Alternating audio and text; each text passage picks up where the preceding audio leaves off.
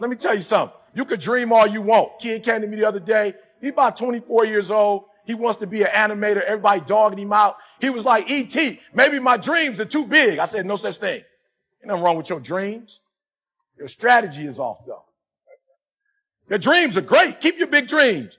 The people who dog you out is probably people with small dreams. Don't worry about them. You're going to run across a lot of them. You're going to run across a lot of average people who don't think big. Don't let that disturb you. Don't let that distract you. You keep your goals. But I need to know the steps. What steps are you going to take to make that happen? What you going to do on Monday? I don't see that. What you going to do on Tuesday? Like you just showing me your dream. I don't see what you doing on Wednesday. What time you getting up on Saturday? What you doing on the weekend when everybody else chilling?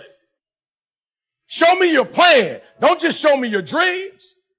So if we going to win 58, we're going to have some steps to go with that. All doable. I walked in here, bro. Some of y'all too tall to walk in the door. You got what it, you got the athleticism.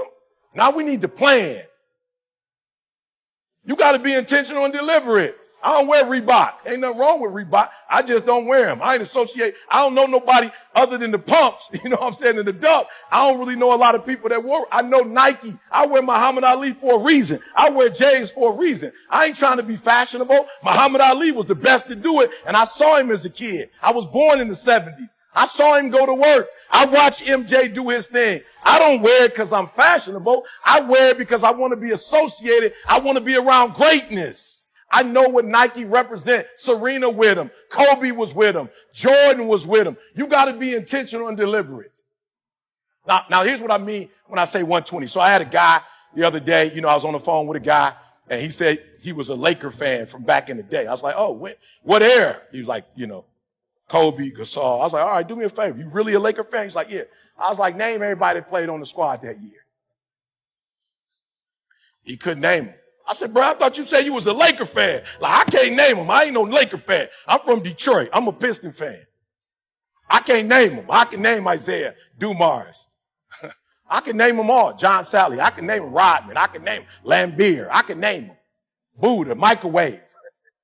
I can name them. Name them. He couldn't name them. I said, who can you name? He said, I can name Kobe, Gasol, and Odom. I was like, who was the best out of all of them? They said Kobe. I said, absolutely, 120. The reason why you can't name the other jokers, not because they didn't play on the team and not because they weren't professional, but they weren't given 120. So you don't remember who they were. And you went to a whole bunch of the games. They were professional, but they weren't 120. You'll never forget Kobe. He was 120. Not perfect, but 120. He gave everything he had. Mike was 120. Gave everything he had. 120. Michael Phelps, 120. Serena, 120. I'm saying to you, that since you have to give an effort anyway, it might as well be 120. Why? Because when you do 120, you ain't never got to work again. You can name some dudes in the league that won 120, they got jobs now. Kobe never had to work again. Mike never had to work again. Why? Because they were high. Serena will never work again. Michael Phelps will never work again. He didn't just swim. He was a swimmer.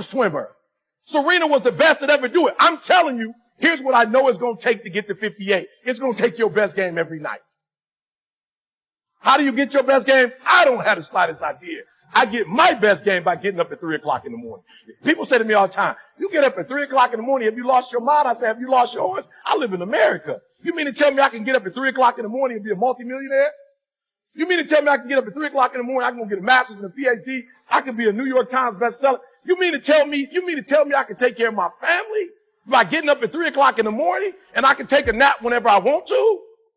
I'll do whatever it takes. I've been getting up at 3 o'clock in the morning since I'm about 19, 20. First hour I dedicate to God. Next hour, my accountability group. Next hour, a little walking. I'll try not to do too much exercise. You feel me? I'll be seeing people, I'm like, you about to die. You know what I'm saying?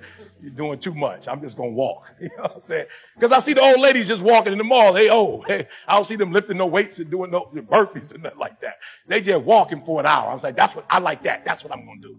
So I'm just being real. If you live in a third world country, I don't care what time you get up. I don't care what time you go to bed. You're in a third world country. You can't be an NBA star. You can't be an NFL star. You guys have an opportunity of a lifetime, and it's a short window. I'm telling you, it's a short window. You're not going to be doing this at 47 years old, 58 years old, 62. So if you got 10 years, why not give one